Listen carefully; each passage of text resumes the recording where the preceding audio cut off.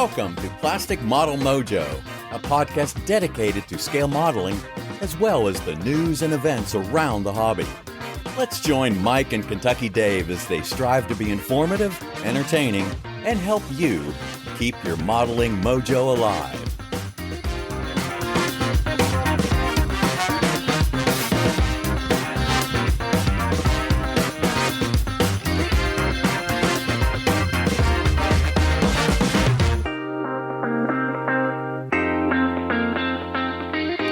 Well, Dave, it's episode 89. We're almost through the 80s. I know, man. Time is flying by. We are going to be on our way to the Nationals before you know it. We sure will, man. Yep, I cannot wait. Well, what's been up in your model sphere since last time? Well, I am happy to report that my continued experiments with drugs are continuing to be successful. The side effects tend to lessen. The good effects of suppressing the tremors continue apace. So I think we can call this one a positive success story. So that means good things for my model sphere. And then I've got to tell you, ever since Heritage Con and then boosted by Indy, my mojo has been just through the roof. I've been motivated. I've enjoyed what I've been working on. Everything's hitting on all cylinders, man. Well, good. Sounds like it's going well for you. How about you now that you're an old, decrepit old man? I think so. I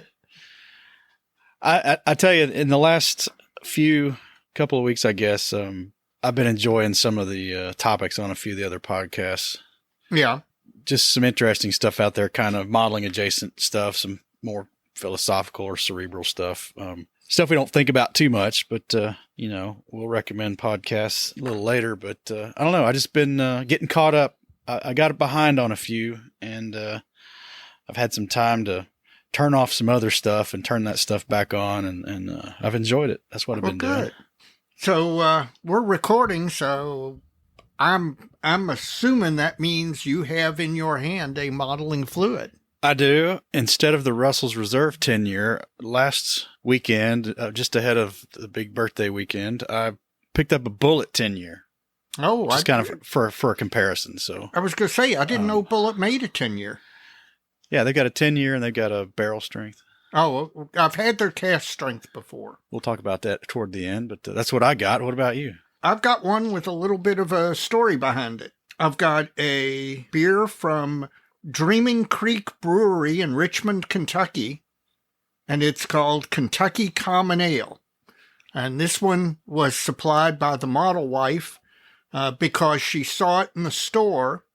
And back when we first started dating, when she was working at the BBC, the Bluegrass Brewing Company, as a server, they used to, from time to time, make a special beer called the Kentucky Common.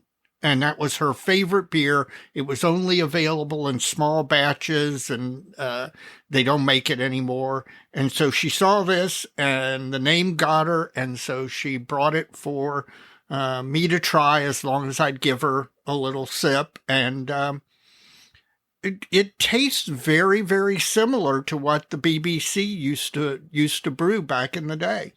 It's kind of a medium. It's not a dark, but it's kind of an amber dark, like the grains have been roasted, and it's pretty darn good so far. I'll let you know at the end of the episode. Well, while you're sucking that down, we got some listener mail, man. All right. I guess we need to get into that. Yep. First up is Scott Huber, and I'm not sure he gave me a geography, so folks, we're not looking for your down to the street address, but if you just tell a city, state, or country and city, if you're outside the United States, we'd really appreciate that, just to know what our reach is and where folks are coming to us from. But back to the listener mail. Scott Huber sent us a couple emails and actually a Facebook direct message as well regarding our topic on scale color. Mm-hmm. He says a lot in these three different communications, so I'm just going to distill it down that he's of the opinion that it really doesn't matter or has no bearing in what we're doing. And I kind of get there too, I think, but maybe not for the same reasons he outlines. But I just think by the time you paint and weather and do lots of stuff to it, that kind of all gets mixed in with that, I think. I to some extent, I agree with that. Now, in 70-second scale, if you are doing a very dark color scheme, the one that pops immediately to mind is the German 7071 from World War II. I really do think that even though, yes, you're going to weather, you're going to do model, you're going to do all sorts of effects afterward, I do think that lightening the paint in some manner to begin with does give you a better final product, because the palette that you're working on and applying all that stuff to is lighter, so that, you know, the danger of that 7071 scheme, if you, depending on how you weather it and all, it can go to black almost. And so I think there are some instances where it is important to do that. But I take his overall point that yes, that we do so much to a finish that the exact scale color probably is not the most important part of the final product. All right. From Bryan, Texas, we've got Don Gilman up next, Dave. And he called me out on the audio challenge we had last episode with John Chung. Yeah. Now I apologize to John after that, and we'll have him on. We'll get that fixed and get the quality of that up better next time, because it was substandard, and I didn't realize how far to the bad side of things it was, because I was listening through headphones and thought I could recover, but I painted myself into a corner, I guess you could say. Yeah. You know, the way this thing works, depending on how many microphone devices you have, microphone enabled devices, whether it's your webcam, your laptop, a separate microphone, we could get in the situation where our platform's going to pick one.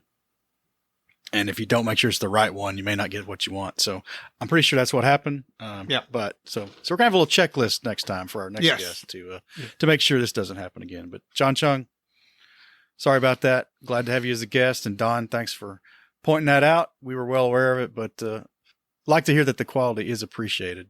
Now, he sent in another one, and we're probably going to have Don on the show, because he's got we are going to have him on. It's got to figure out the maybe parts, maybe what day is it, what episode is it going to be, right? I understand. He's a history teacher in the Texas high school, and he uses models to teach history. And I don't know, I thought that'd be a good discussion. That would be a good discussion. I agree with you. So Don, we got to look at the schedule. It's probably going to be a little later in the year, but definitely going to pursue that. So keep your eyes out. Yeah, keep your eyes peeled. And I've got his email address and stuff, so we'll get that sorted out when we can fit that in. Another listener we're going to have to get on here, also from Texas, ultimately from Australia, is our friend Adam Coleman. Yes. Now, I want to, maybe we'll do a short with him in the coming week, because this is timely. Adam went all the way to Hungary to the Mosen show. Mm-hmm. And I think he's got a Hungarian wife, if I'm not mistaken. And this, we got somebody who's a regular listener, went to the show, and be curious to see what he's got to say about it. Yes, especially somebody who has been to both that show and then shows as they exist in the U.S. to talk about the differences. Sure. And, that's a long way to go.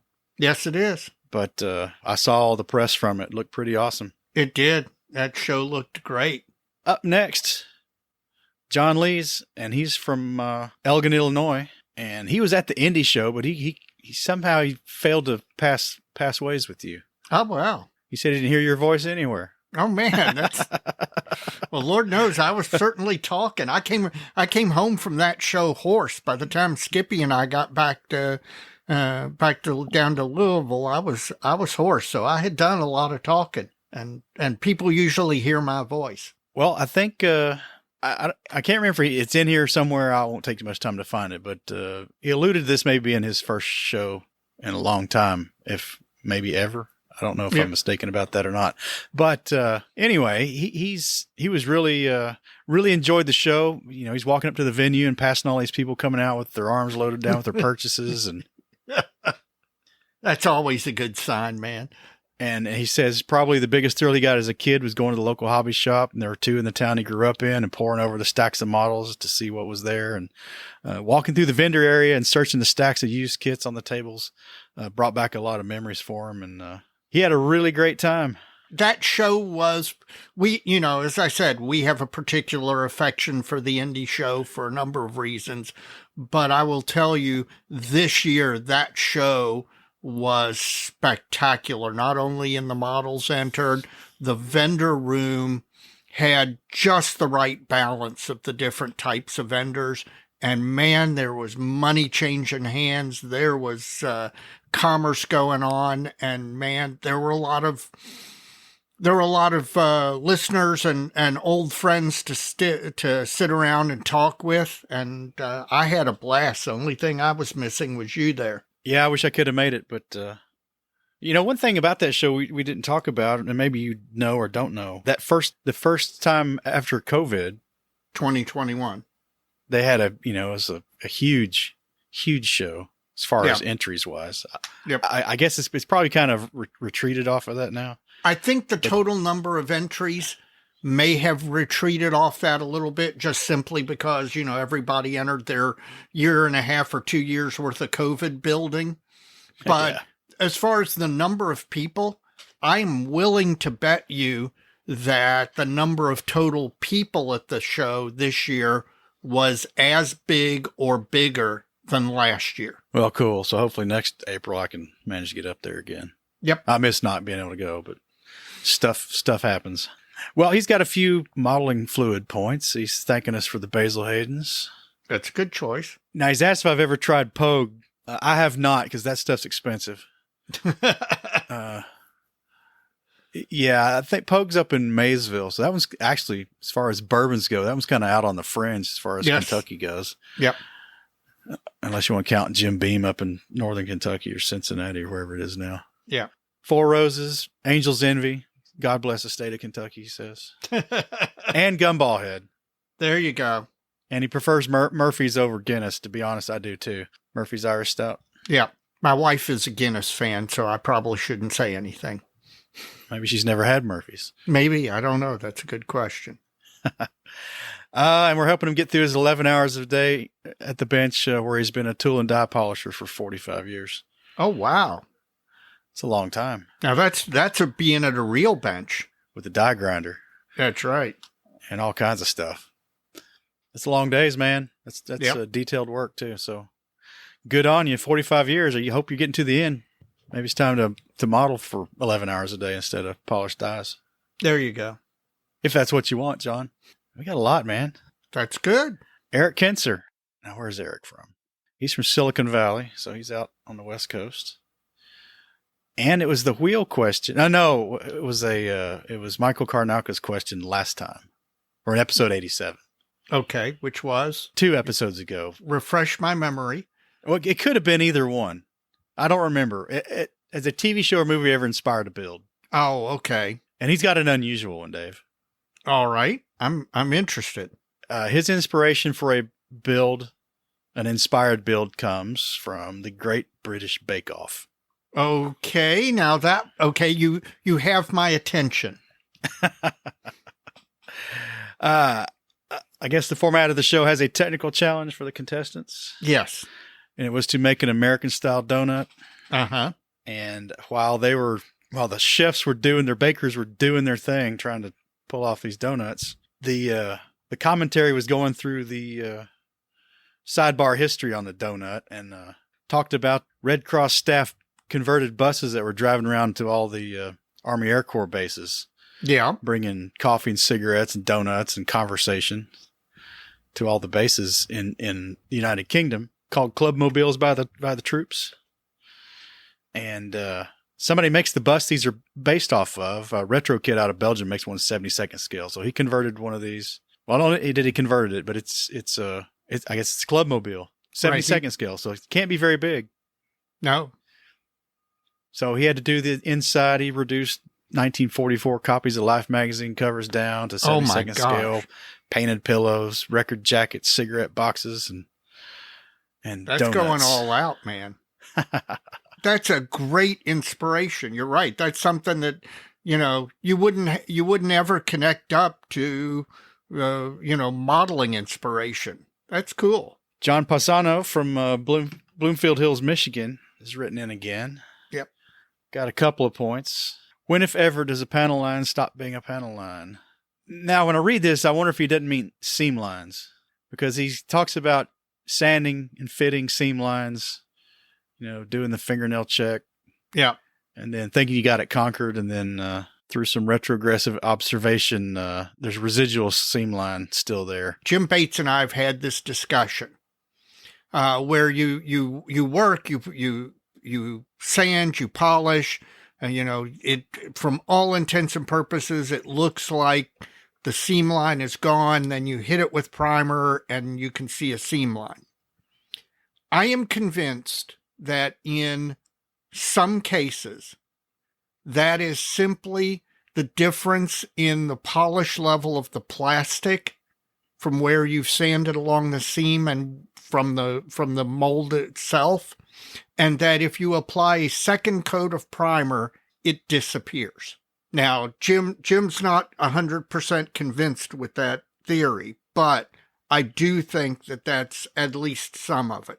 Could be, and you qualified it by saying some of it, not all of it. Yes. And it's interesting. He goes on to a second point, asking what's this quote hot glue, which gives the great splooge that Dr. Strangebrush is talking about to get the weld creep coming up out of it. So you, in theory, don't have to sand anything.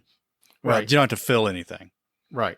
Generally, I don't think you want a hot glue for that. You want one that's going to give you more working time. So I don't think Tamiya Extra Thin is going to be the one you want to go with.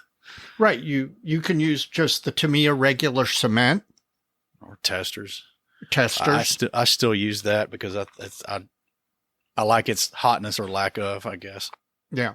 Of interest though, timely topic. I was talking about listening to some other, getting caught up on podcasts, and there was a conversation about sprue goo with the OTB guys and Will Pattison, Right. one of their recent episodes, and then I think that precipitated a short little video. I don't know what came first, because Paul Budzik was the guest on the most recent OTB, and they talk about this a little bit, and there's a new video, Paul's latest video talks about this. Yes. And have you seen it yet? No, I have not watched it, but Dave referenced Paul sending it to him when he heard Dave talk about his troubles with the sprue goo. Yes. So I think in a nutshell, he gets into the using too much cement. Yeah. And doing this, he demonstrates the sanding the mating surfaces, taking all the locating pins off, and you butter up both sides, right? And then you squeeze it together. Yeah. That you can do that, but the end effect is you may think it's dry and you may be able to sand it, but 2 months down the road, 2 years down the road, it comes back because that joint is not dry.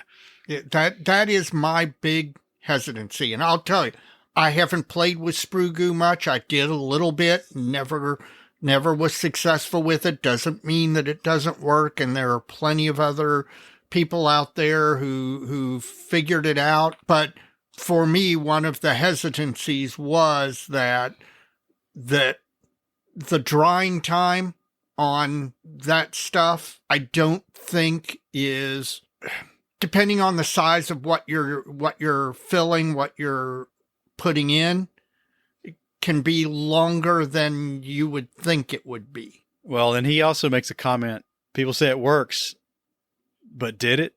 Did you really go back in 2 years and look at it? That's a great question. I would love to. I know. Or however long. I don't remember the exact Yeah. time duration, if there even is one, but have they actually ever gone back and looked? I would love to know. And Will has used it a lot. He's got a number of builds where he used it, so I'm sure he's got a couple of them that are a couple of years old. I would love to hear from him if he's gone back and looked and if there was ever any effect. Because that's a good question. All right. And then I think we've talked about this topic before. He's asking, it's unrelated to the panel lines or seams and the sprue goo or the pinch method or whatever you got, the overflow method, the squeeze out method of bonding parts to fill the seam. It's outside of that. It's 72nd scale heavy bombers. And do you do any of those? And then he says that he doesn't see too many out in the wild after they've been built. And we've talked about this before. Not too long ago, actually. I have at least 8 B-24s in my collection or in my stash waiting to be built. And one of the things on my list this year is to build at least the first one, because I want to build a bunch of the Ploesti birds, and there's no point in having 8 or 9 kits in my stash, but not building them. So that is actually on the list for this year. But yeah, I agree with him. Although if you go to the U.S. Nationals now, you will see a fair number of World War II heavy bombers, Lancasters, Halifaxes, Liberators, B-17s. You'll actually see enough to fill that kind of category. But yeah, at a local show, they are rarer than you might otherwise expect. And finally, from Special Agent 004, Michael Karnauka from New York City, Queens specifically. He denotes this time. Maybe before, and I ignored it. I don't know. Sorry, Michael. He's got a double-barreled question. All right. If you could tour one model manufacturer's factory, which would it be? And also, which online model shop would you wish to visit? I have immediate answers to both of those questions. All right. I know which online shop you're going to want to visit. Go for it. Okay. Manufacturer is Arma. Okay. Having just finished that P-51, I can't tell you how impressed I am by their product. And I would love a chance to tour and sit down and talk with them. Online shop, there is no question in my mind. In fact, I have a plan. If I hit the super lottery, the one where that I end up with bodyguards and the whole 9 yards, the first thing I'm going to do is have a 40-foot shipping container drop shipped out in front of Hannet's in England and go over there and just freaking fill it. So my online, build it all for you. My online. Oh yeah, no. Although once you get that much money, you got nearly infinite time to build. So, but yeah, those are my two, and they were both pretty easy to come up with. So, how about you? Man, for manufacturers, that's tough. There's so many. I think I would be real interested to see any of the kind of top tier Chinese.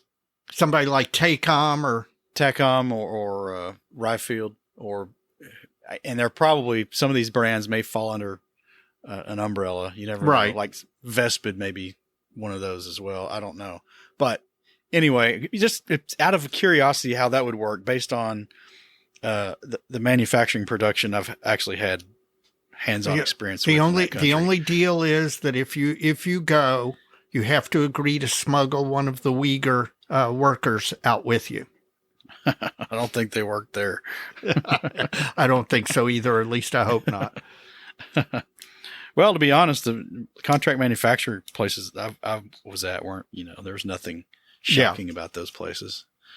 Pretty standard fare for a factory anywhere in the world. Well, even in the United States, even.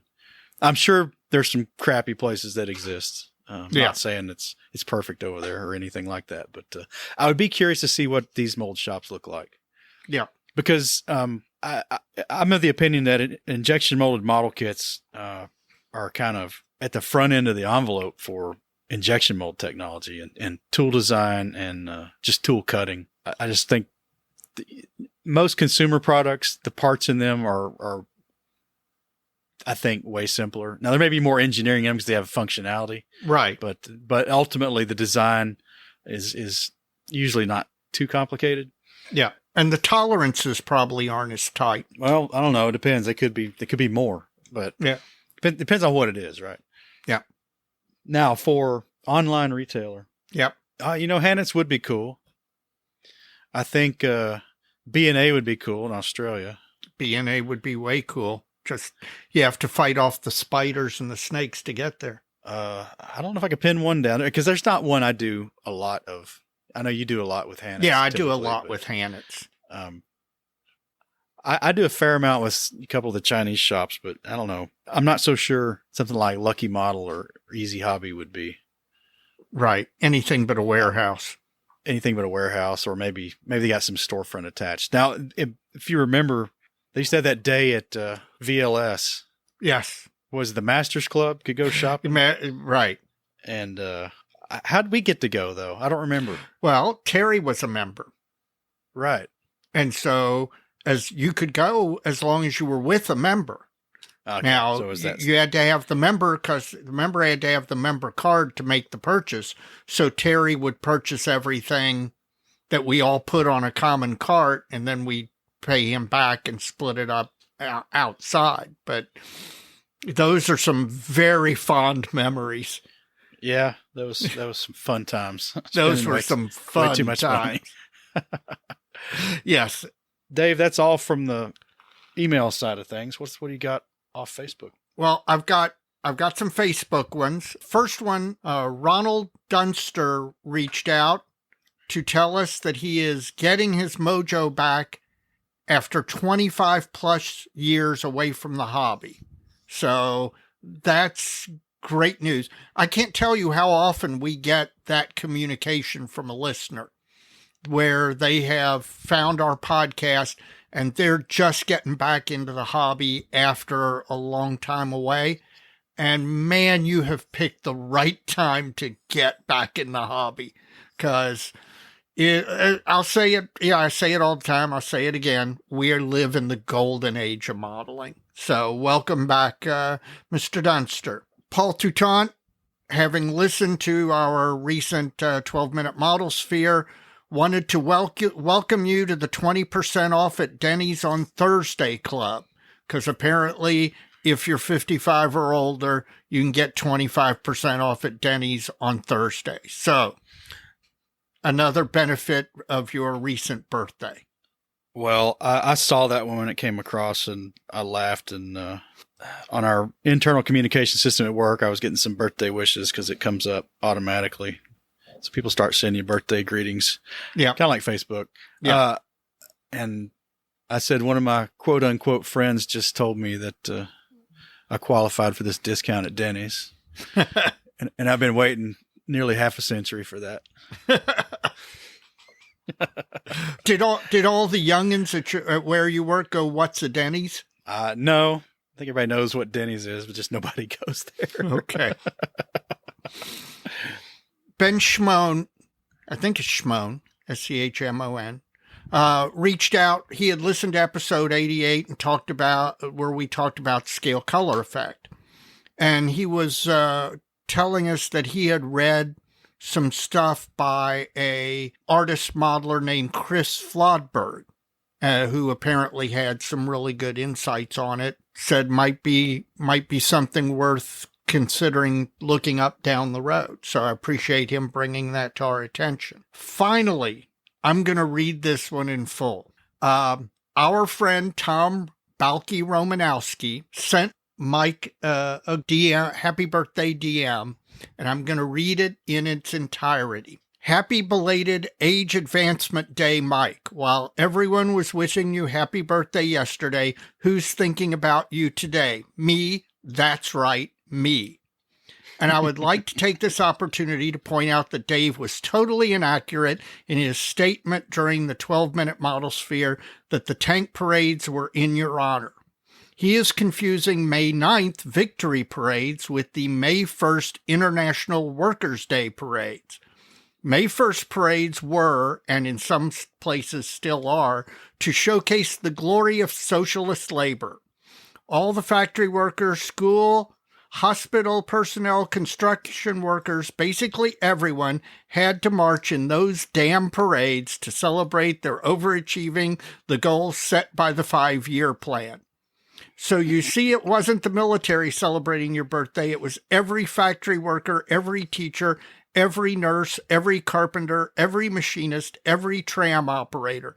Basically, everyone east of the Elbe River was celebrating your birthday. That's my story, and I'm sticking to it. Happy birthday and many more to come. Long-time listener, first-time caller, Balky. Well, thanks, Tom. And for folks who don't know, Tom came over from Poland in the 80s. Yes. And he got to enjoy all the socialist utopia that was Poland in the Yes, 70s. Ask him about it. He has opinions about it. All right. Anything else? That's it.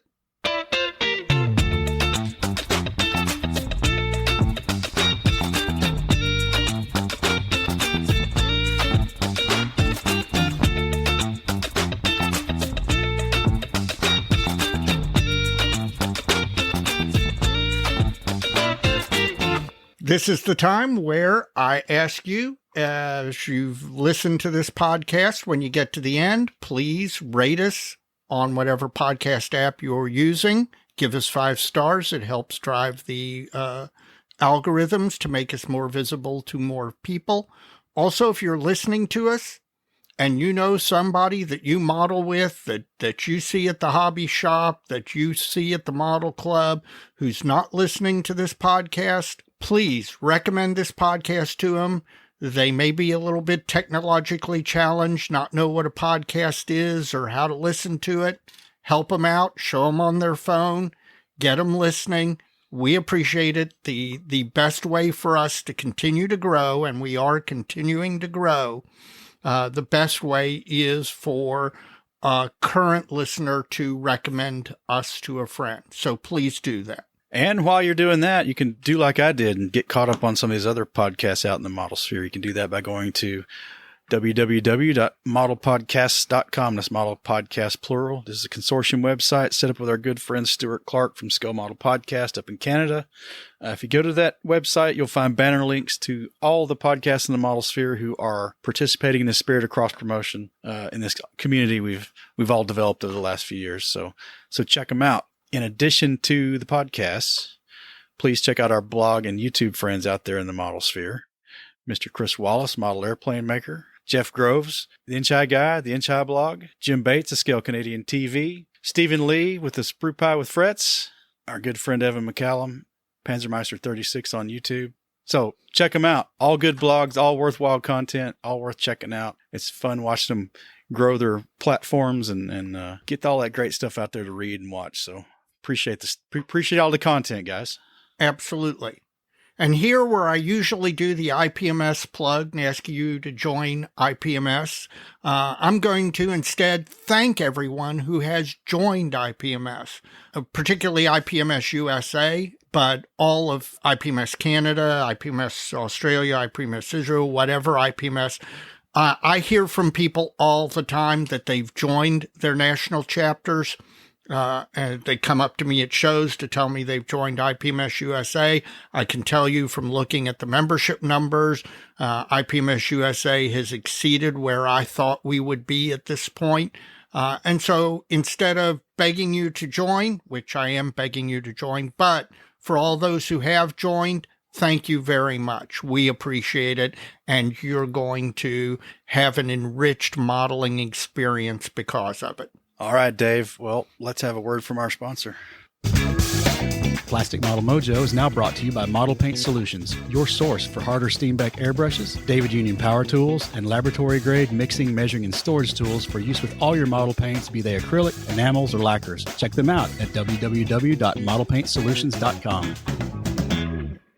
Come and make it in Texas, Dave. Yes, we're getting real close.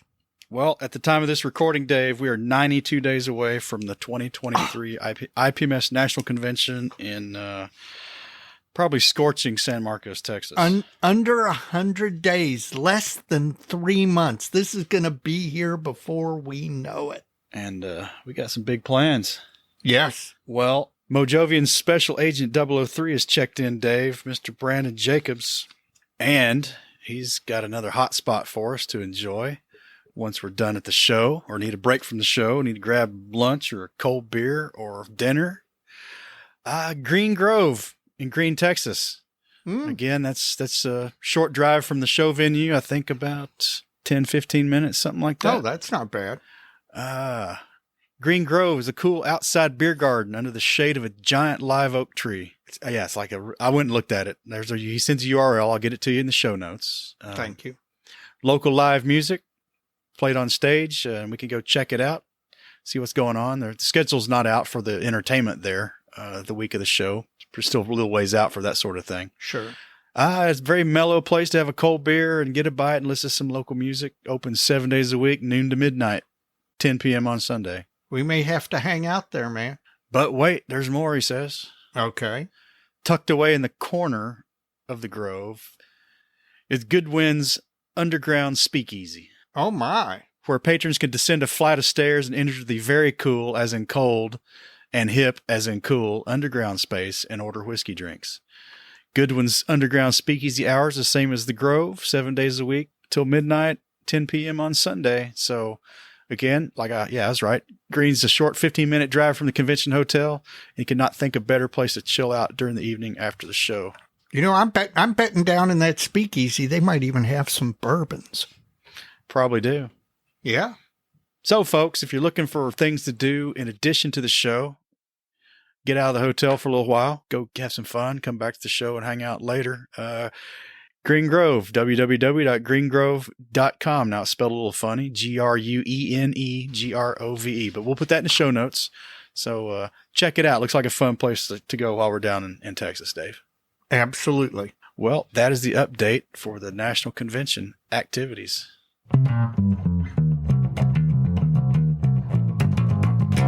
Well, Dave, it's time for the Benchtop Halftime Report, brought to us by Tackett Z, www.tackettz.com, the must-have tools for the model maker. Check out that website and see what Ed's got going on. I haven't been on there in a while. I need to see if he's gotten anything new. Now, was he at Indy? He was not at Indy. Wait a minute. Was he at Indy?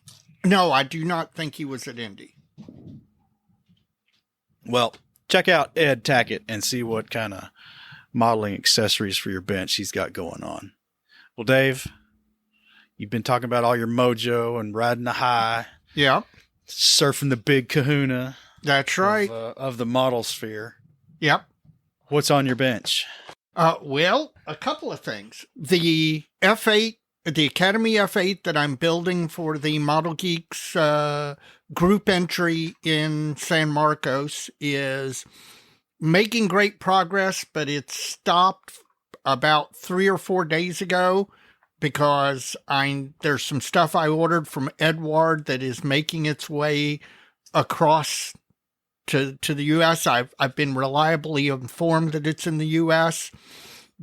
So and once that arrives, this thing's going to get together and move forward very quickly. But so far, again, I've been enjoying that build. I do think there's something to this build faster. I'll let you know as we go along.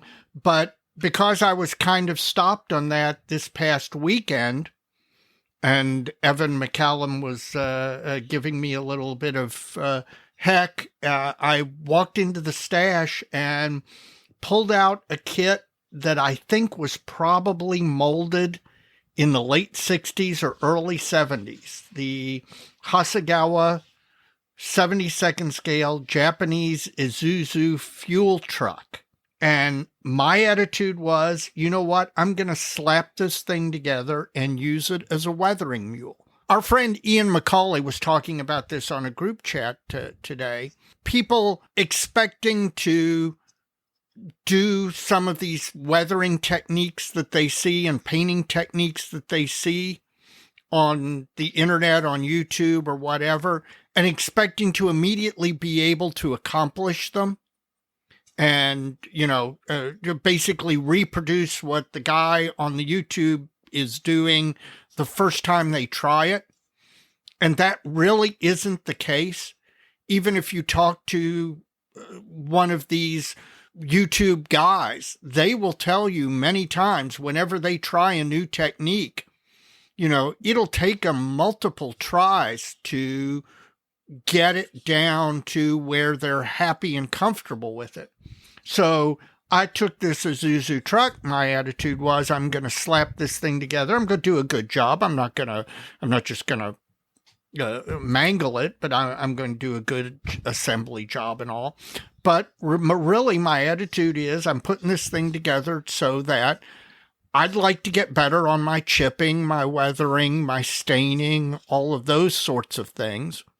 And I'm just going to use this as a weathering mule. And, when it's done, I put it in the case, if I weather it and I make a bunch of mistakes, who cares? But one of the things I found in doing that is, man, that was really freeing as far as building the kit. I'm having a great time building and painting this thing.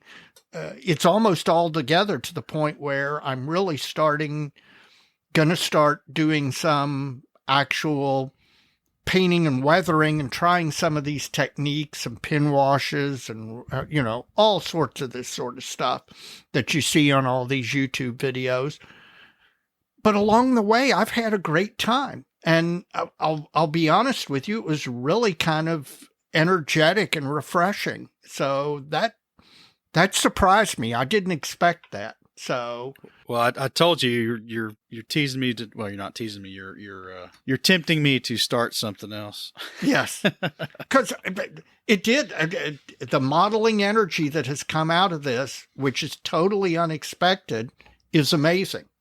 So, my bench is moving. Oh, in addition, I have repaired 2 of the models that I had that were damaged, and they're back in the case. I've got a couple of more to repair. So I'm getting those things fixed up. No, they travel retired now. They are generally travel retired, although I think I will bring the Arma P51 around a couple of places just to let people see it. Because, you didn't get to see it at Heritage Con where it was actually important. So I think I'll probably travel that one. But all the others are pretty much travel retired. And I did learn some lessons for the future. In addition to waiting for the Edwards stuff for the F8, the F8 that I'm building has a pitot tube in the nose. And I am now bound and determined that all pitot tubes and antennas are going to be replaced with metal, because that's 75% of what gets damaged in transit or at shows. So luckily somebody made a turned brass replacement for this pitot tube in 72nd scale. So I actually ordered that off eBay, and it's coming too. Well, Dave, that's your biggest update, and I don't know how long. I know. It's good. So how about you? Well, I know I've been watching you. You've been making some really neat progress. Well, after I got the pin washing done on the Japanese naval catapult, I had to put that sucker away for a little while. And I kind of hoped to get it back out this past weekend, but I got into other stuff. I'm on this KV-85 project. I'm trying to march toward getting the base far enough along that I can actually pose the suspension and get that permanently set so I can move on with the whole construction. Right, because you kind of have to lock that in place before you can move forward. To position the wheels, I have to cut the torsion bars inside the hull, so I can't put the top of the hull on yet. So I got the base roughed out in foam. I already had it roughed out a little bit. Folks had seen that on the dojo page. But there's a couple things I wasn't too happy about on the basic form I had, so I cut a few more pieces of foam and changed a few of the areas. Got all that glued together. I've got it coated with that Vallejo textured earth material, which I don't like for a final ground cover. Yeah. But what it's good for, it's a good anchor for anything else you want to, whatever you're going to put over it. And while that was wet, I actually embedded the tracks on it already. So it also bonds really well. So they're not coming off now without a lot of help. Once I got all that dried and it was rigid, I went and cut all the overhang off the railroad tracks. Yeah. which was part of the reason I wanted to get it bonded onto something. I thought about gluing a styrene strip stringer under the bottom of the ties to hold it all together, but I ended up with a tie or two that were only attached to one rail after I trimmed the edges, the overhang off. Yeah. And it was just going to get broken. So I went ahead and anchored it. And I'll probably paint the tracks first before I do much more of the groundwork. By tracks, you mean train tracks? The railroad tracks, yeah. But what's going to go on top of the Vallejo textured material, this textured acrylic paste, is I pulled the trigger and ordered from VMS some of that smart mud that you see Martin Kovacs using all the time, and kind of the same time I was doing this work, TJ Haller over on his Orion Paintworks page was building that little German tractor. Yeah. Is that Lance Bulldog or something? I don't know what it is. Doing an amazing job. But yes, it is. It's a really sharp looking model, but he's doing the same kind of technique. And I had a couple of questions real quick. What do you think of it? Because I think I need that material down before I can pose this thing. Gotcha. So that's in the mail. I need to check the tracking. Hopefully that's stateside now and on its way. But I look forward to giving that stuff a try. So hopefully soon. That's the base. That's not all I've been working on. Folks have probably heard me mention in the past that I tend to be a serial builder, which slows me down a lot. I'm trying to shake that a little bit. So while I'm waiting on the stuff to finish the base, I actually pulled the trigger and I really have dived into the turret for this KV-85 project. Again, I'll say that this is an aftermarket resin turret from a Russian company called A Model. I picked this up 2 or 3 years ago when I saw it available in the United States through Wanamaker Hobbies up near Indy. It's actually, I'm sure it's unavailable right now just because of the current world situation.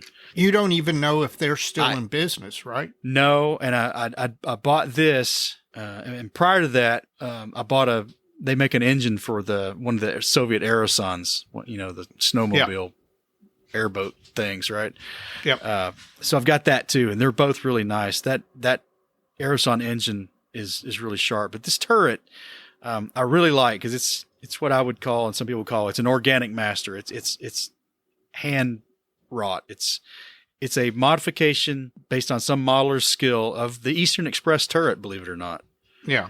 And this was when I first started at KV-85 years ago. This is the route I was going. I've got some of that work. I think I showed you some of it a few nights ago. Yeah. Because I still have it, but it's not going to go anywhere at this point.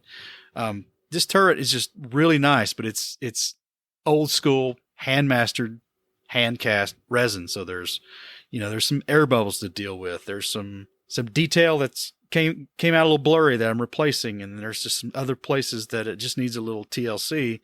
And the two things I've accomplished on this thing, I've got the nose fitted to the turret, so I'm working from the front to the back. Well, actually, I started on the ventilator location, that part of the roof armor. It's got two periscopes in the turret roof. Yeah, and there's recessed screws. I talked about this last time. I said because I hadn't pulled the trigger on it, I hadn't got up the nerve yet to start drilling into this master. Well, I got up the nerve, and I've replaced all the flush screws around both periscopes with the photo etch screws from Alliance Model Works. And it came out really well, in my opinion.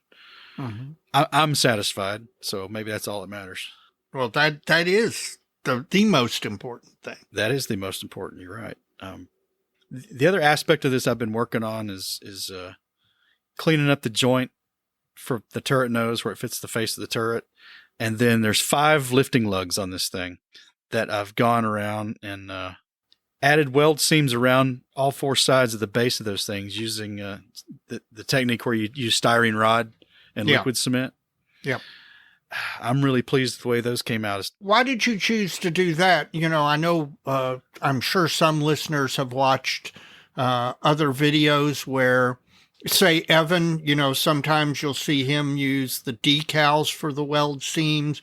You'll see Night Shift do the thing with the putty worm pressed into to make the weld. Why did you choose to do the styrene rod process?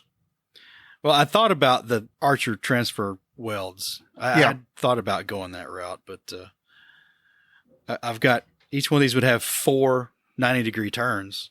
Yeah. And very short distances. So I really didn't want to risk wrecking my now out of production weld decals trying to use it in an application that probably wasn't going to work. I tried the putty to start with. Normally I do like to do that thing with putty, but to give you a reason why I didn't use the putty, the styrene rod I'm using for these weld seams is 10 thousandths of an inch in diameter. Yep. So it's the smallest stuff plastic hair. Plastruct makes. Evergreen doesn't make one that small, but Plastruct does make it down that small. I've got one. Yeah, it's plastic hair. That's pretty much it. So I wasn't able to get a ball of putty to roll out that thin. Gotcha. Maybe I could have it. I got some talcum powder or something, but it's just like, man, let's just try this other way. Because the thing is, when you get it down that thin, it starts getting warm really quick and it gets sticky. Yeah. And that was Abe's epoxy sculpt I was trying to use. And I've used that lots of times for other weld seams, to good effect, but, it just wasn't happening with this. So what else have I done? That's where it's nice to have multiple techniques in your toolkit, That's right. And that just goes back kind of to me trying the GX100 on the Arma, P51, even though I was perfectly happy using Future. It really is, even if you've got a technique and it works for you, trying some other techniques so that you can put them in your back pocket or in your toolkit to use in maybe a situation where your normal technique isn't the one that is going to work best. It just makes you a better modeler. I think so. I think up next on this thing, I've got all the lugs cut off all the other parts of. Now, another thing I'm doing with this kit is I'm using a Panzer Art barrel and mantlet on it. I'm not using the one that came with the A resin. So I'm fitting aftermarket to aftermarket. And that wasn't too terrible. That's always a challenge. Yeah, it was a little bit of a challenge, but I got it to work out. I found a way to do what I needed to do, and got it fit. I've got the cupola, all those parts cut out. Yeah, this thing ought to close really quick. Now I'm going to have to order a part too. The rear mounted DT machine gun on the back of this turret, the barrel's not molded very well, and I'm going to have to order a set of Aber DT barrels. I was going to say, is there a brass replacement? There is, so I need to get that ordered, and I think I can pick that up stateside though and have it here pretty quick. Good. So hopefully more progress this week. That's fantastic. Sounds like both of our benches are actually moving forward.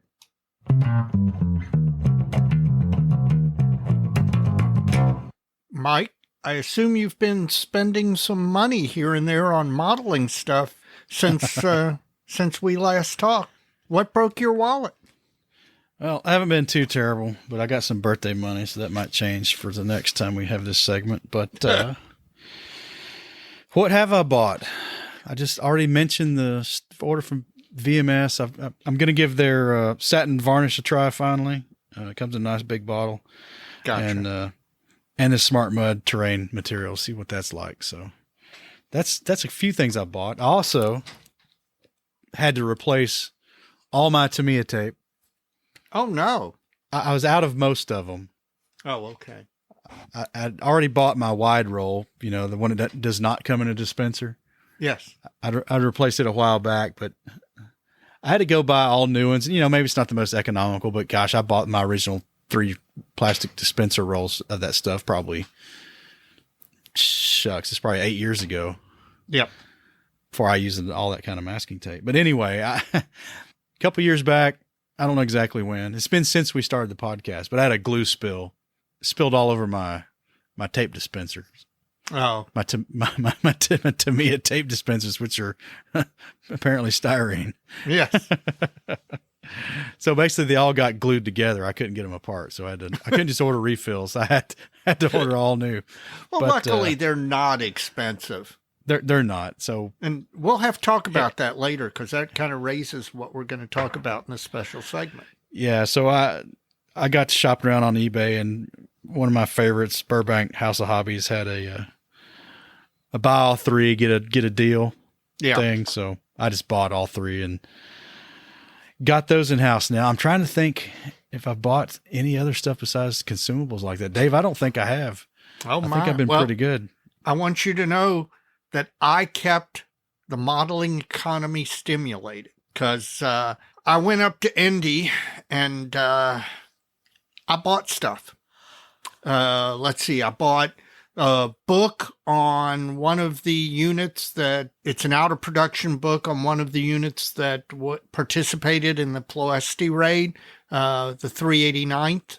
And I saw it on a dealer's table, picked it up for a good price. I picked up an Airfix Whitley that was, again, another kit up at Indy for a ridiculously good price, particularly. This is one of those ones where you open the box and it ends up coming with extras, decal sheets and photo etch and stuff that you didn't know was going to be included. I spent a fair amount of money. One of the vendors, in fact, it was Jeff Inch High Grove's local hobby shop, came and vended at Indy, and he brought his entire Mr. Color paint rack, and he has the entire range of Mr. Color. And the bottles were $2.60 a pop.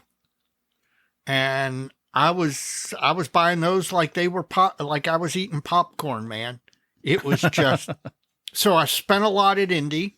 Also I ended up buying some 24 Jamaican meat patties, but we'll have to talk about that later. I also, once I got home from Indy, I placed an order with Edward for the stuff I needed for the F8. And of course, whenever you're ordering from Edward, you can't just order the two things that you're ordering because you're paying the shipping anyway. So why not?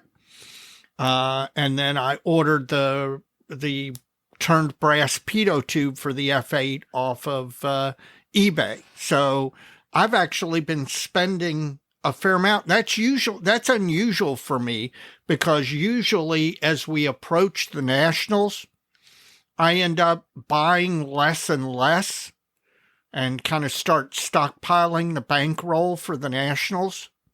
And so I suspect that I'm probably now, since it's only 92 days away, I am probably going to slow down on the purchases and start husbanding my resources because I want to go to San Marcos with a fat roll.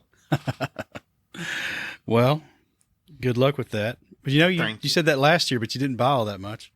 Yeah, well, no, I bought a fair amount. I didn't do bad at Omaha. I did not do bad at Omaha. And I guess not. I'm looking forward to San Marcos. They've got a great vendor set up. Well, if we make this show in Knoxville, you may have to eat those words. True. Yeah. Well, I'll have to hand you my wallet and tell you not to give it to me or something. Well, we'll do whatever it takes, man. All right. Getting the right size base for your model, diorama, or vignette can be difficult and time-consuming. Bases by Bill has the solution with their all-new custom-sized display bases. Offering sizes of 4 to 30 inches, you can choose the dimensions you want and get the size you need every time. And they can laser engrave the base with a unit emblem or text to your specifications. Better still, shipping is included within the lower 48 states. Built by modelers for modelers, Bases by Bill has bases and display cases for any type of model and for any size. Visit their website at basesbybill.com to see their products or to get your own custom-built base or display case quote. Use the code MOJO at checkout to apply a 15% listener discount to your order. That code again is MOJO for 15% off. Bases by Bill for all your model display needs. All right. Well, the posse just talked to those guys, and I've got them working on a base for me, so can't wait to get it. Can't wait to see it. They do quality work, man. That's right.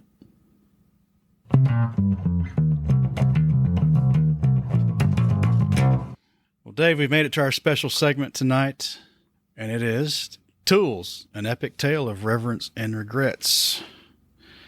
Now, that's a little melodramatic, probably, but we're going to talk It's about fun. some tool quality, maybe some of our favorite tools, and some of our mistakes Yes. or regrets, as the title would have it. So. This is a topic came up to my mind recently.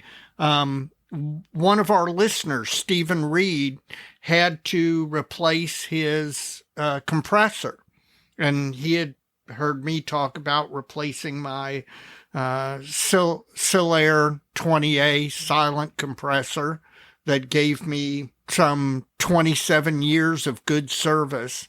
And we talked about it, and he ended up purchasing the one of them and seemed very happy with the purchase. Now, the reason I think this leads into an interesting topic is this is not an inexpensive compressor. I mean, you're laying out good money, significant money to purchase something like this.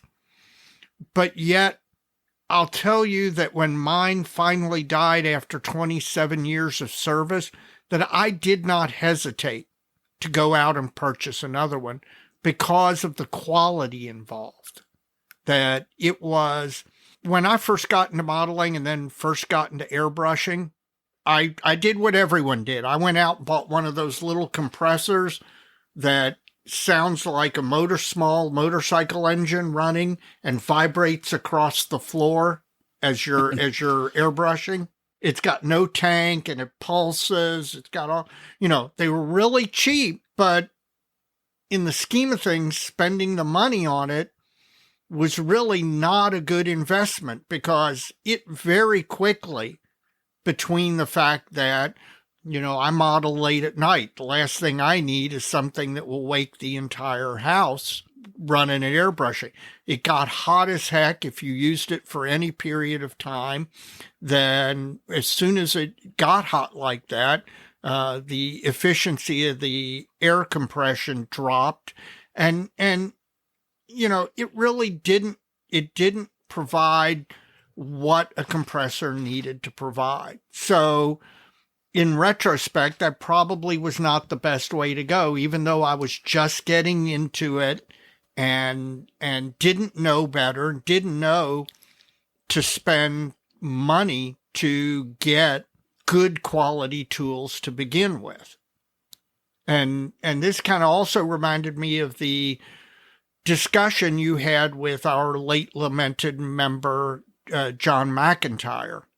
And Mac would extol the virtues of these really ultra cheap tools that you could pick up different places, particular tweezers that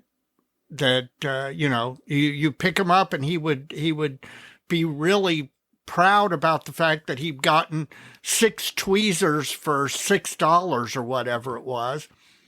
And you had the discussion with him and made a very valid point that, yeah, take a look at those tweezers, and probably only one of the 6 you purchased do the two jaws actually meet flush, which is the whole point of a tweezer. Yeah. And if you're using a tweezer with a misaligned jaw or something like that, you're going to be flinging stuff off into space, or it's not going to hold and you're going to drop it. And I don't want to always say that spending more money equals a better, but there truly is something to be said for the fact that quality tools generally do cost money. They do. And I remember that exchange with Mac, and though it's kind of, it's the difference between quality. Well, I think the way the world market's opened up since then. I mean, when we had that discussion, there wasn't an internet. Right. No, stuff wasn't coming out of China. There wasn't all the globalization. And I think with some of that world getting smaller, you can actually get some decent, probably tweezers and stuff like that are good enough. Yeah. Some of them are marketed in the in the hobby space. I know, was it Julian who put that picture out on Facebook? Because he was been in Japan lately from On the Bench. Right. And it's in some shop and it's just a wall of tweezers. Yeah. And I'm like, yeah, all those are probably pretty good. But, back in the day, these cheap ones were coming from, there used to be a guy, I can't remember where he was from, but he'd show up at most of the shows in our region, most of the railroad shows, and he just had table after table of all these cheap, it was all Pakistani stainless steel tools. And you could find some good stuff in there, but you had to look, and for every 20 you picked up, you might find one that probably worth buying. And I got ordered tweezers from some lab outfitter here in the United States, Cole Palmer or somebody like that. I think that's where I got them all from. I've still got most of them. Now I got to keep my youngest son out of them because he'll borrow them. And when they come back, the tips might not be that great, but, typically with the better stuff, the alloy's better. They hold their points better. They don't get bent as easy, but it doesn't mean they're pry bars. Yeah. Or picks or awls or anything like that. They're a pair of tweezers. They have a task they're made to do with, and that's probably all you should try to do with it. Exactly. Well, one of the places where this is, at least to me, really comes to the fore, I have a pair of the God Hand nippers, the guillotine cutters, and they're unbelievably expensive for a pair of parts nippers. The thing runs like $45-50, but by the same token, the quality is such that I can use it and cut off parts without having really any runner left on the kit part that I need to then sand or work with or try and make disappear. And I think that's another example. And a lot of those quality tools do come out of Japan because particularly the small, precise stuff. Yeah, it hurt to buy them. It hurt to spend that money, but I've never regretted it in using them as far as getting the making my modeling life easier, which generally is what I want my tools to do, is make my modeling life easier. Oh yeah. I'm trying to think what else quality wise I've bought. And, one that comes to mind that I figured it'd probably be a pretty good trade up, but, I guess it was last year. Well, let me back up. I like quality tools. I like robust, heavy things that I can fix if I need to, that I can get parts for if I need to. I think some of the things we buy, either for our hobby or just our home shop in the garage, sometimes cheap may save you in the short, but you may be buying another one before long. Right. For the workshop, for my workshop in the hobby space, I finally searched out and found a dental engine and handpiece, a used one, right, through a surpluser that was a good price. It's a Wells engine, nice handpiece. Now the downside is the shank size is smaller than like a Dremel tool. But what I got tired of is it seemed like every Dremel tool I ever had, the shaft bearing, right at the end of the tool, the next thing out of that bearing is the collet. Yep. They just started getting cheap. Yes. And that bearing would shift either in the housing or it would get out of alignment or something just from putting a modest side load on that thing, which you do using a Dremel tool all the time. Sure. Then it'd make some god awful buzzing noise after that forever. Amen. And you'd hate using it. Yep. And I just like, this is not what I want. I'm not liking these things. So, and I had a nice one. The last one I got was one of those nice, lithium ion battery ones. And, the built-in speed control was pretty good on it. And it just, I had it about a year and that bearing issue surfaced and it was like a buzz saw after that. Yeah. And I just couldn't do it.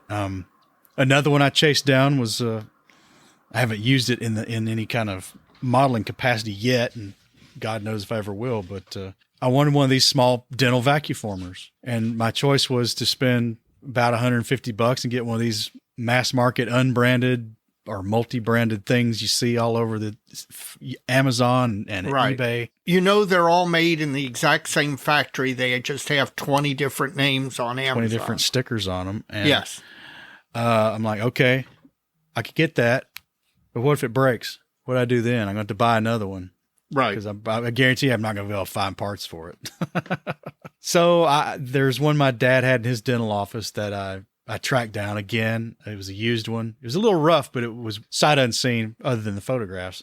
Was alleged to work per the description. So I made an offer on it and they took it and I got it. And the company's still in business. I through a dental supply house up east somewhere, I ordered some new knobs for the frame that holds the plastic material.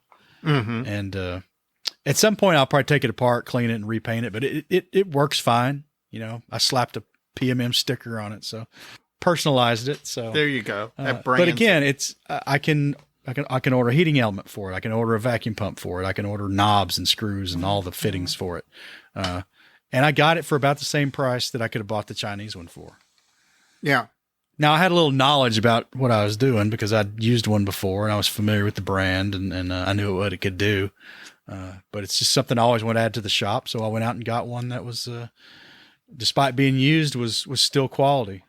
Well, as you build more and more 72nd scale aircraft kits, that thing's going to come in handy, popping vac form canopies. So we'll see what's in the future for that. This brings up another kind of related thing Jim Bates and I were talking about, which was number 11 hobby blades, what we all call X-Acto blades or X-Acto knives. You can order 100 pack of the off-brand X-Acto hobby blades, the number 11 blades. You can order them off eBay or you can order them off Amazon or whatever. But the quality is just not the same as spending a little more and getting the actual items. Now, I suspect the actual items now are also manufactured probably in the same plant in China. But there is still a difference as far as being sharp and keeping the edge longer. Even something as small as a consumable like that is something to consider as far as, do I want to spend the extra $2 or $3 or whatever to get the brand name item and know that I'm going to get the quality that I'm not necessarily going to get the quality from the knockoff? Well, yeah, I can attest to that because I've got a pack of 100 I bought a couple years ago. I'm working my way through, and in fact, they were American made. Really? Not that, we're the end all of everything anymore in manufacturing world, but right. You would have thought they would have been pretty good. And, they're sharp-ish. I mean, they're not like a surgical scalpel, but an X-Acto branded one's not either.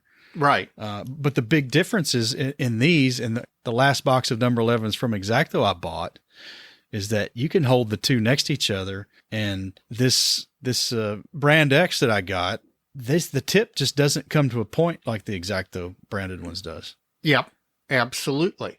And they're just not as good. And I really don't like them because that's when I ditch a blades, when the tip breaks.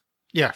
It could still be, the other 98% of the blade could still be as sharp as it was. But typically I go through those things like nobody's business. Yes. And that is something, by the way, that I do think consumables are consumables for a reason. I change X-Acto blades very frequently, almost after every modeling session where I've used an X-Acto blade. I will change out that blade, throw it in the sharps box and put a new one in.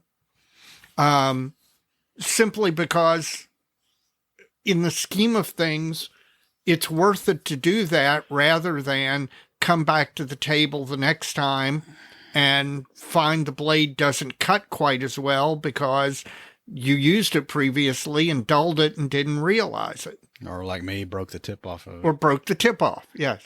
Starting screw holes, drill bit holes. That's usually when I do it. Yeah. Well, that's one of the main things a number 11 blade is used for, is drill a little tiny little hole, starter hole, before you set your drill or whatever. I still plan to switch to scalpels at some point. I've just never done it yet. I do have a Swan Morton scalpel, and scalpel blades they're individually packed. They are much sharper. They are absolutely much sharper. They're much more delicate. So if you're doing something heavy duty, you can break a blade much easier. But they are much, much sharper than any X-Acto blade. So when I'm doing really delicate cutting, like cutting out a vacuform canopy or something, I'll use a Swan Morton scalpel blade. And again, even then, I will change those things out every time I use them. So we've kind of established where we stand on quality, preferring. Yep. It's at least worth looking at, don't just try to save the money up front necessarily. Right. Educate yourself, try to find out if it's worth the extra money. Lots of times it is. I mean, if it's not, don't do it. But right. There are certain things where I like to have that next level of quality. So on that vein, what are some of your favorite tools or ones that you use a lot? We could make this pretty wide open. Sure. What are your favorites? What do you find yourself using time and time again it's almost indispensable on your workbench? Yeah. That you would recommend at a drop of a hat to anybody who asked? Oh, absolutely. Well, let me start. First of all, if you're thinking of buying a tool, one of the great things that, again, this community that we've created, go on the dojo and ask somebody, hey, I saw this great deal on this item. Anybody got experience with it? Because it's, kind of cheap priced and I don't know, is it going to be good, etc. Ask those questions. We have the ability now to hive mind and crowdsource knowledge. It's just like that Stephen Reed and the Sillair 20A. He wouldn't have had any idea about that if it weren't for the fact that I'm talking about my experience with it. So I encourage you, if you're listening and you're thinking about pulling the trigger on, say, a Dremel tool or a vacuform machine or an airbrush or a compressor, go out and solicit, say, hey, I've looked at this. This is what I'm interested in. Anybody got any pluses and minuses? Because, let's take advantage of that knowledge while it's there. As far as favorite tools go, well, of course, I've already mentioned the Sillair 20A. Great compressor, lasts forever.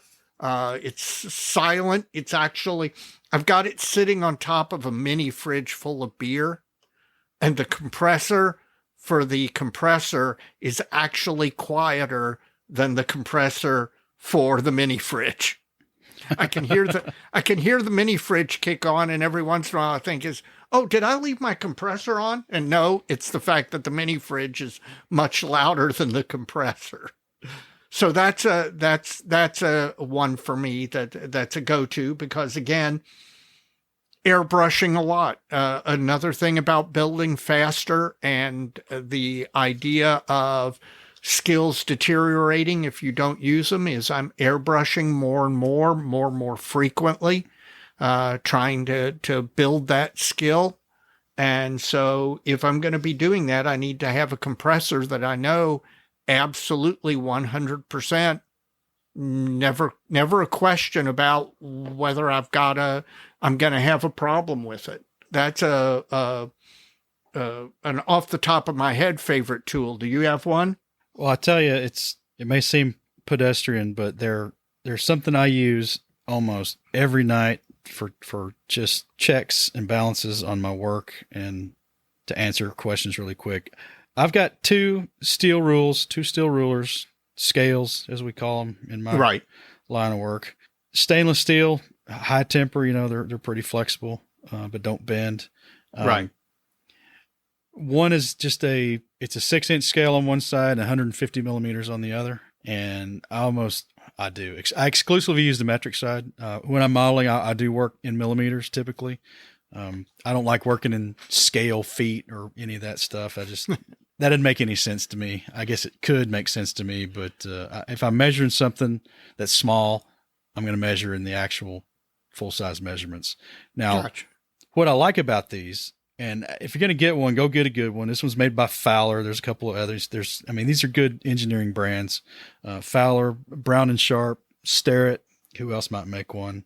Mitutoyo might make one. They're not going to be, some of them might be expensive. You get some longer scales, and depending on how they're graduated, but typically these aren't too much. I use this thing all the time, and I always use the metric side. And there's 2 scales on the metric side. One's graduated to the millimeter and the other one's graduated to a 0.5 millimeter. And I like the 0.5 millimeter graduation because it'll measure to a 0.5 millimeter, but you can eyeball to a quarter, split the difference between 2 halves. And usually that's, for most work, is close enough. 1/4 millimeter for most things. I think, it's not like I'm fitting bushings or things like that I'm machining out of metal, but, for the length of an axe handle or something on a tank or a fender width or something, that'll usually get you there with any kind of reasonable, discernible accuracy. Yeah. The other one I have is a Brown and Sharp scale. It's the same thing, but it's a 300 millimeter scale. So it's a foot long. It's twice as long. Again, it's the same thing. And this one doubles as a nice straight edge because this one's not as flexible because it's thicker. But 2 quality scales at your workbench, I think, is a good thing to have. Solid recommendation. What else you got? It's something that I mentioned to Mike today. We were talking previously. And you don't use it every day, but man, it comes handy when you need it to in handling small parts that aren't necessarily, they're small in some respect, but not small in others. You know how if you pick up a big long part with a tweezer, with a normal tweezer, you pick it up with the point in the middle and you try and do something with it, it moves back and forth upon the pivot point. If you've got real pointy tweezers and you're holding something that's long, thin, that as you're trying to place it, it will move one side or another because even though you're holding it fairly tightly with a good pair of tweezers, pointed tweezers, it still wants to move on the pivot point. Whereas if you have a pair of what I call duckbill tweezers, which instead of having a sharp point, have 2 long flat spades at the end, you can grab a part like that and hold it and place it because of the fact that it won't pivot along that center where it's being held. It's being held long enough on the part that there's enough grab pressure that it won't pivot one way or another, and it can be used to place an item more precisely than with a pair of tiny pointy tweezers. You don't use them all the time, but boy, when you need them, they're great to have. Well, another one I can recommend, and it doesn't have to be this one in particular because I know there's a couple others out there that are also equally as good, but I'm just surprised how much I use that thinner line circle cutter. Yes. And it's a pretty simple thing, but it just works really well. And yeah, anytime I'm cutting, I need a circle, I'm going to use that thing. And I just really like it. I bought mine during the pandemic. It took a while to come. Hopefully they've got that sorted out now. I know that display company out of China makes one that some people like it as well, but yeah, it's heavy. It's basically just a big bearing. Yeah, that they've custom made an insert for to do the cutting, but a really nice handy thing, and I really like mine a lot. Yep, I agree. And again, it's not cheap. It's a $40-50 tool, but you'd be amazed how often that you end up being able to use it to cut masks. Like I'm going to use it to cut masks for the wheels on the Hasegawa Isuzu fuel truck. And after Mike telling me the formula 4 or 5 times, I finally wrote it down so that I can actually do that without texting him again and saying, hey, what's that formula? But again, that is a quality thing. And I'm sure there's a cheap knockoff version of that, but I'll bet you the cheap knockoff version, the bearing isn't as tight and it doesn't move as smoothly and maybe has some slop to it. And when you're cutting something that precise as masks like that, you don't want any of that to come into play. So the formula Dave's talking about is when I got the thinner line, I know the others, the Display one has it as well, but I found the little scale they have on it, they give you to stick on there and use to set it with to be, well, not adequate, basically useless. Right. So what I did was I measured all the stuff on the tool and figured out a place where you could take a pair of dial calipers and take a measurement off the circle cutter. Well, you could calculate what you need to set it to based on the calipers. You could set your caliper to this distance and put it against the circle cutter and then set the position of the cutting tool based on that caliper setting, and it'll get you there. It'll get you there pretty close. If not, it'll get you there exactly, I think. So it works every time. And now I don't have to ask you for it every time because I did finally write it down in my journal of bourbon wisdom. So maybe I should do up a little slide that shows where I'm measuring that. That wouldn't be a bad idea. Because anybody who's got one of these, and if you've got one of the Display ones, I'm sure the measurement isn't quite the same. I'd have to dissect that one too, yeah. Somebody could at least do it and tell us what it is for the Display one. What else you got? Anything? I'm going to go another God Hand, paintbrushes. God Hand makes a series of very, very tiny paintbrushes. They're not marked like standard brushes, 10-0, 100-0, 5-0, whatever. But they make a series of very tiny, not cheap brushes. But the handle, instead of being long and thin, is short and kind of squat, rounded. And you can fit it in your hand and basically almost like you'd hold a chopstick, pair of chopsticks, up against your first finger. And you can get really precise control with this thing. Again, I found it advantageous, particularly for me, because of obviously the tremor. So a regular paintbrush didn't seem to have as much control for me with that long handle translating the tremor through the handle, whereas this short handle, it doesn't do that. You tuck it in under your finger, and it's almost like drawing with the point of a very fine pencil. And I've got one, and I need to probably get several more just because of the fact that I'm going to use that a lot in my modeling. So you got another one? I do. Then we'll get into some regrets. But okay, another tool that I can wholeheartedly recommend is the JLC razor saws. Oh God, yes. Yeah, and I've misplaced mine. You may just need to buy you another one, Dave. I think I'm going to. So I got mine. It's a little box set I got it from John Wojtek, UMM USA. Yeah. He sells these in the United States. I tell you this, especially if you're dealing with resin. Yep. This thing cuts like butter. It's the one that's got they're like the old style safety razor blades. Right. The flexible sheet blades. Yeah. But they're sawtooth on the business sides, and they are the tooth pitch on one edge is different than the other. It's like half on one side what is on the other. So normally I'm using the fine side most of the time. Right. But these things, man, and I've learned you can actually just take the blade in your hand and push it.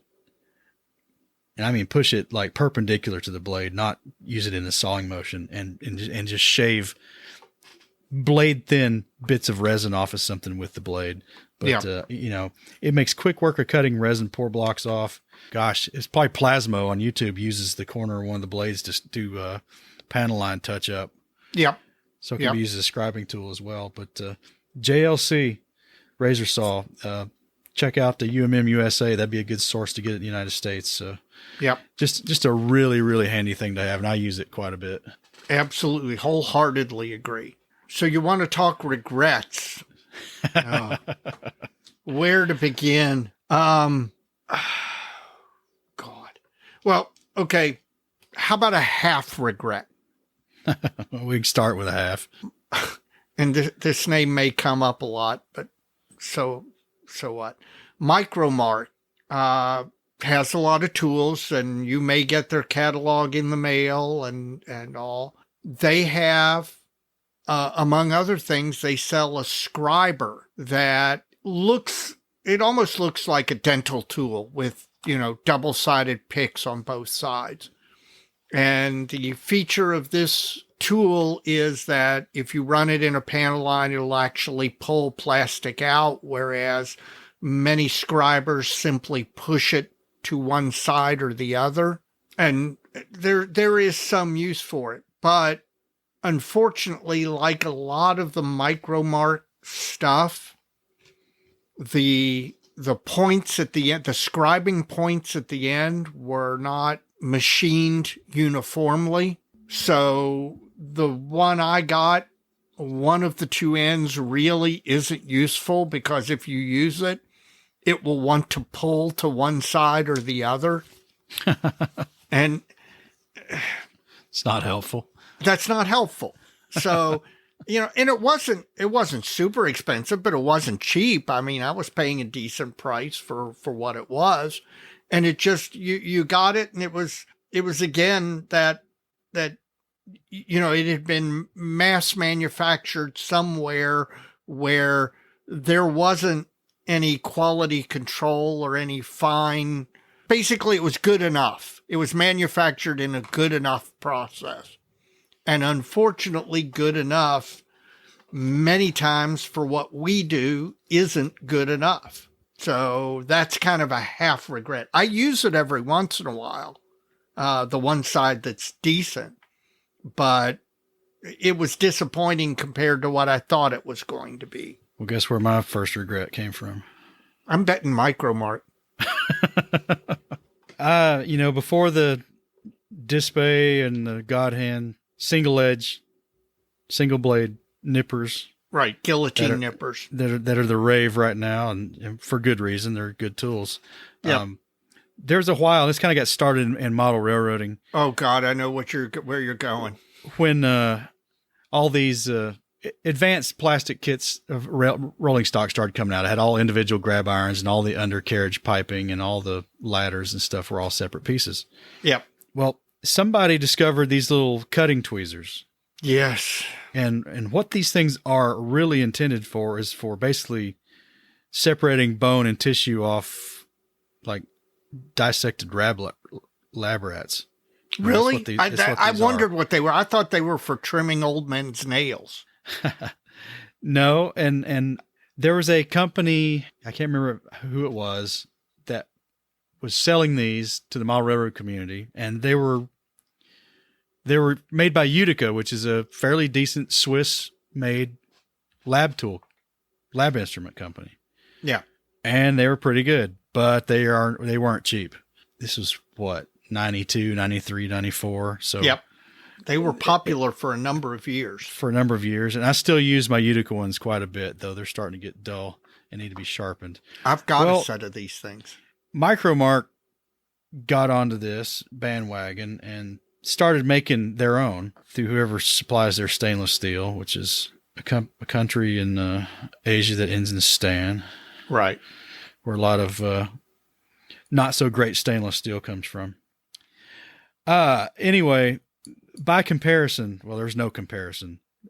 The Utica ones are delicate. They're really sharp. They have just enough resistance to have a comfortable pinch on them when you go to use them. By comparison, the Micromark ones were about a third, again, bigger than the Utica ones. Yep. The tips were a lot thicker. The arms of the tweezers were thicker. The spring back on them was heavier, and they're just no fun to use.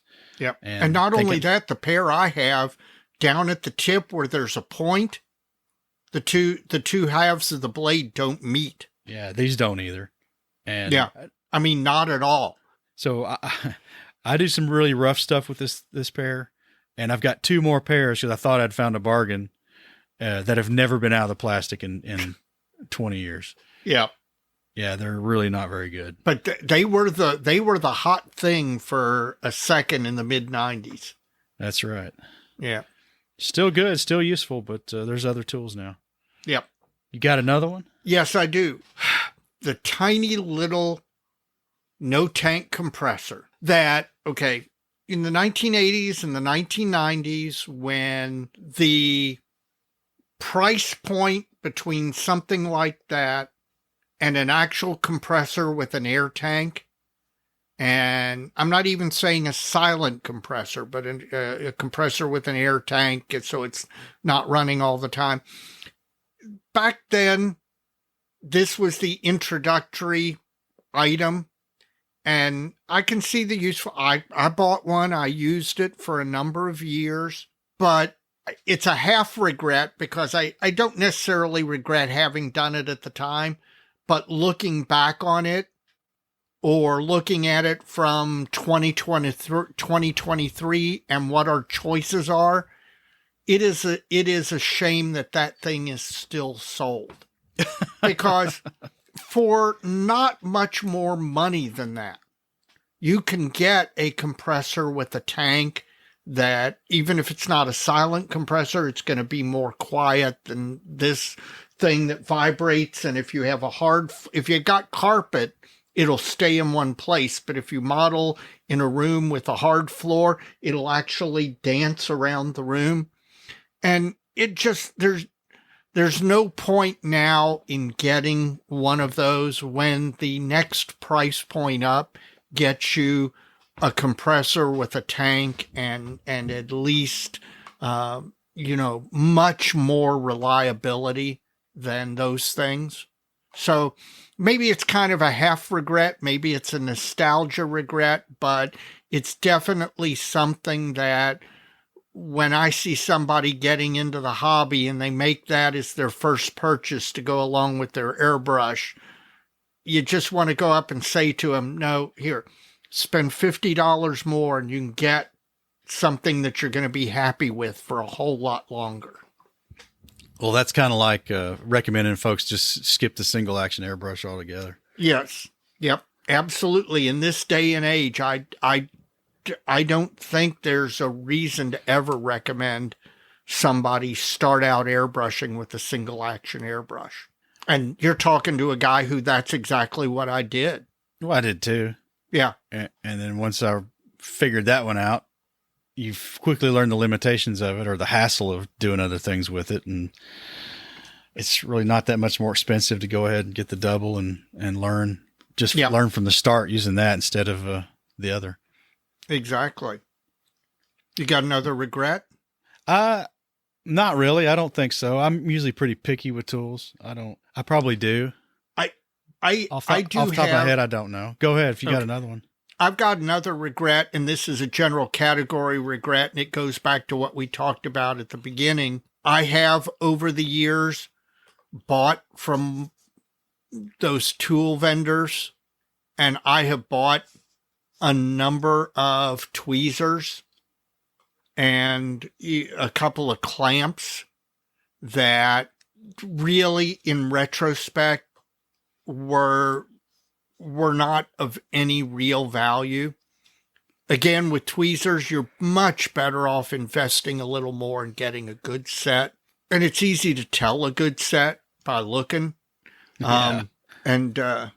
I probably spent more money on bad tweezers and tools over the years that, in retrospect, I shouldn't have spent that money. Should have spent a little more on something better.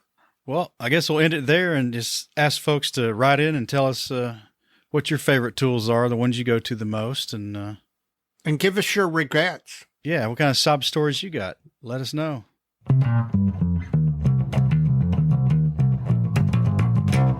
Well, Mike, we're close to the end. I've finished up my Kentucky Common. I can tell you that it was definitely a good modeling fluid. It might not be my first choice, but it is very smooth.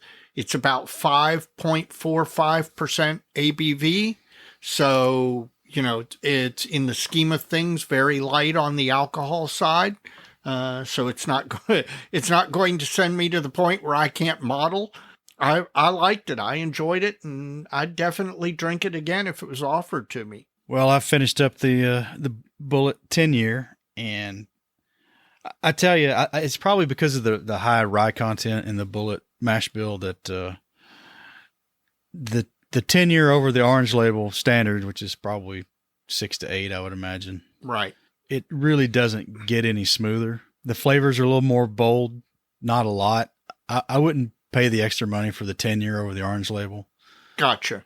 If I'm going to pay the extra money, I'm going to go to my newfound favorite, the Russell's Reserve 10-year.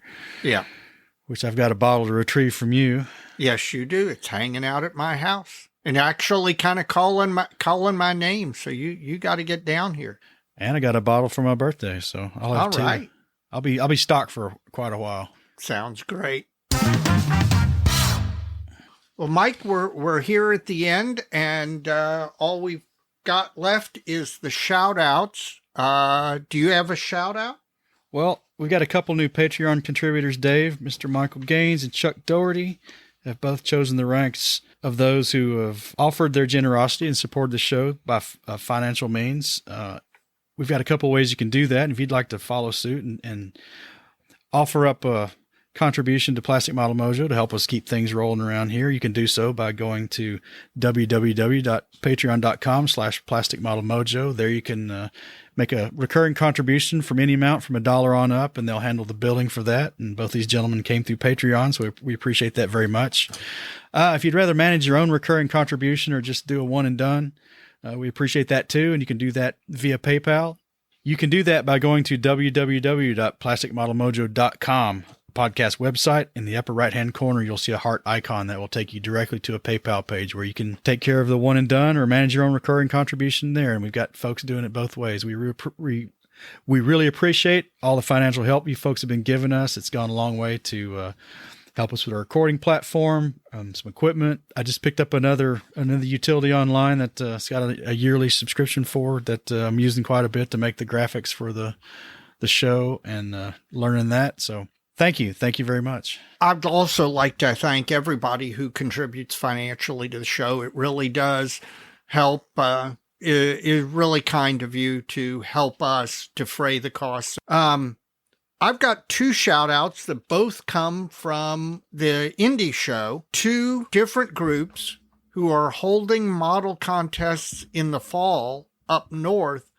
Both came by the table and dropped their flyer and invited us up to their shows. One is the Great Lakes Challenge 2023, which is October 7th, 2023 in Grand Rapids, Michigan. And the other one is our friends at IPMS Dunland. They're holding their show on October 14th in Hobart, Indiana, which is, of course, North Indiana, north of Indy, but still within reach. And both of them extended invitations to you and I to come up and go to the show. And we're going to have to see how things develop after the Nationals. I would love to get up to one or both of those shows at some point. So, guys, thank you for inviting us, and we'll see what develops. Well, I've got one more before we sign off tonight, Dave. Bob Bear, voice of Bob. I want to give him a formal shout out for taking it upon himself to tighten up the ad we've got for Bases by Bill. I didn't ask him to. I was fine with what he'd sent the first time, but apparently he was not as satisfied as me and took it upon himself to redo it and shorten it up a little bit, but it's all the same content. And just appreciate it, Bob. Thanks for doing that for us. Well, Dave, we are at the end. Yes, we are. You know what they say. So many kits, Dave. So little time, Mike. I'll see you on the flip side. All right, man. Well, hopefully we'll see each other in Knoxville.